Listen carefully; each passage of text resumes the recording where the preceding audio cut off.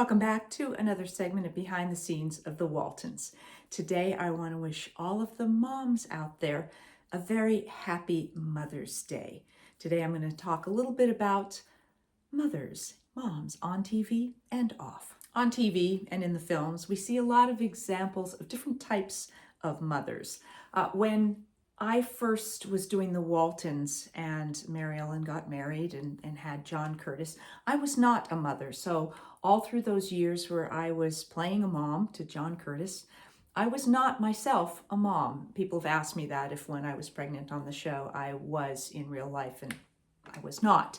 And even subsequent to that, I did different things in the reunion movies, and so played a mom. And of course, as any person, you have examples in your life of moms. And so to create that kind of a character is not terribly difficult as an actress. But we certainly have seen a lot of different types of examples. And even on the Waltons, there were different types of moms.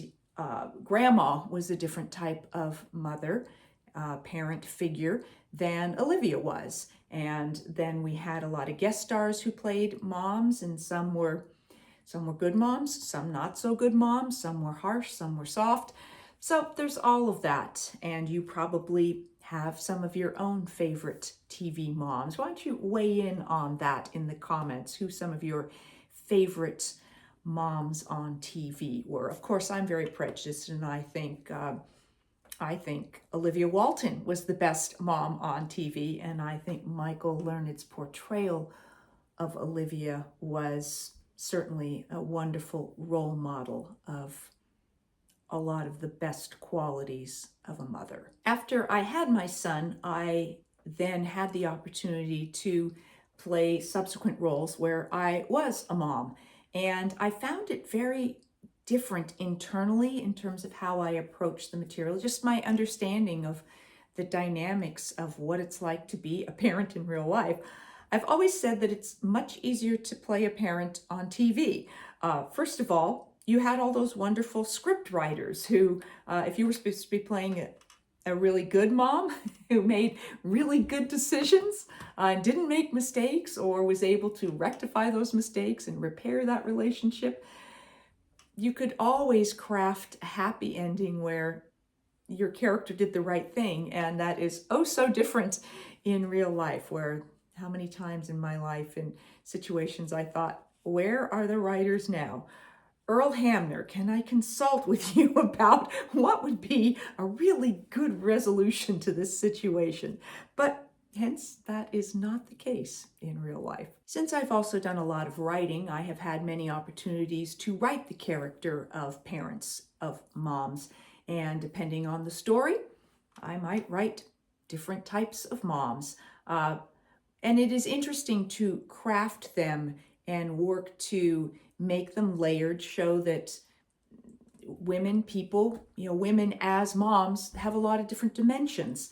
And so trying to bring all of that in a realistic way that will speak to you as an audience of a character that, if it's supposed to be a character that you're going to root for, that has enough positive, endearing qualities that you will root for them, or if they're not supposed to be likable, that you choose characteristics that make us not like them, but also still keep them realistic. I'm always looking to write believable characters.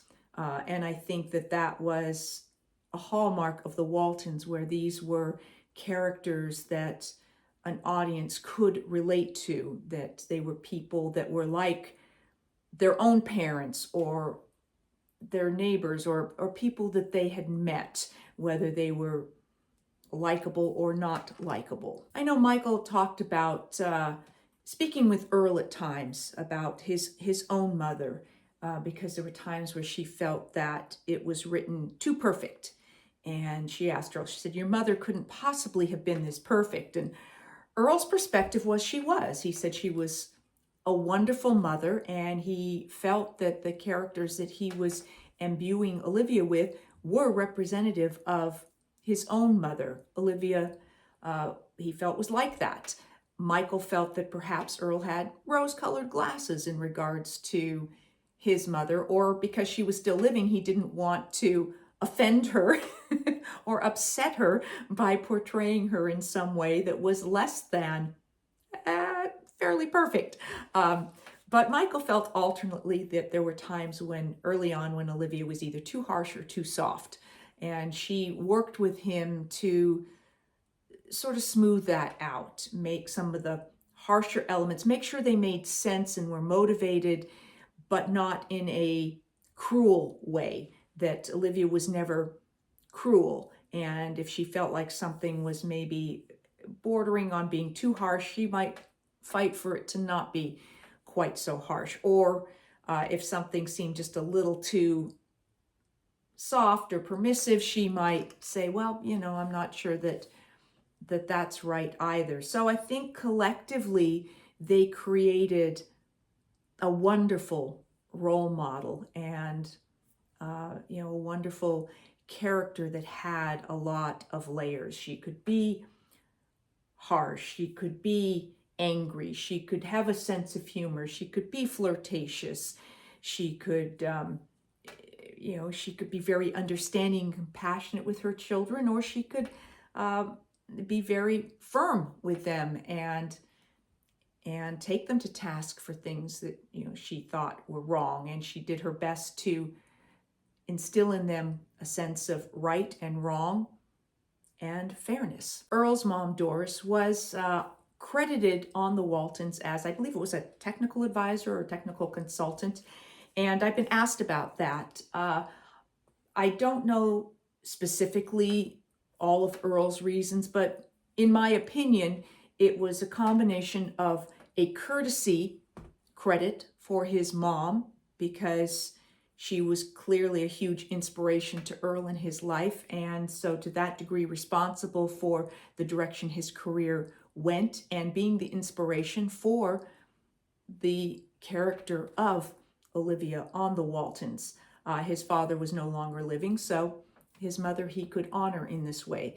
I think he also spoke with her regularly about the show, and probably did consult with her about maybe what she remembered or how circumstances were, and may have even given him some ideas or suggestions. So I think that it served multiple purposes, and a respect for his mom that he gave her that credit. And she did come to the set a number of times. She came out from Virginia and visited the set, and we always enjoyed having her there. She was a really, really lovely woman, and I enjoyed meeting her. And I've heard so many wonderful stories about the house, the Hamner house in Virginia, which she lived in until she passed, and that people would come and they'd knock on the door, and she would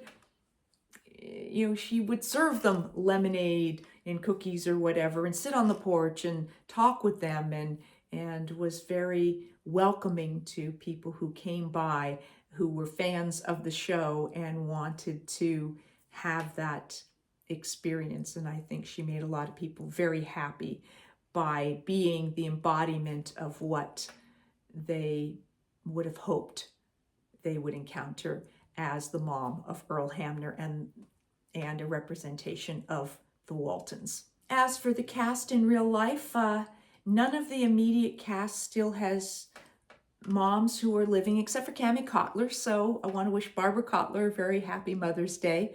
I lost my own mom in 2013. Certainly in memory of all of our own moms, we certainly are thinking of all of you here on Mother's Day, and we honor and celebrate you. And I hope that you take the time and the opportunity to celebrate your own mothers, whether living or past. And I think in general, moms do the best they can. So if we look back on them, let's do our best to do that with kindness and compassion and forgiveness if need be, and certainly love. Happy Mother's Day. Thank you for joining me for this little special Mother's Day shout out and celebration. I will be back with more behind the scenes of the Waltons, more episodes, more Ask Judy, and more special guests. Thanks for watching.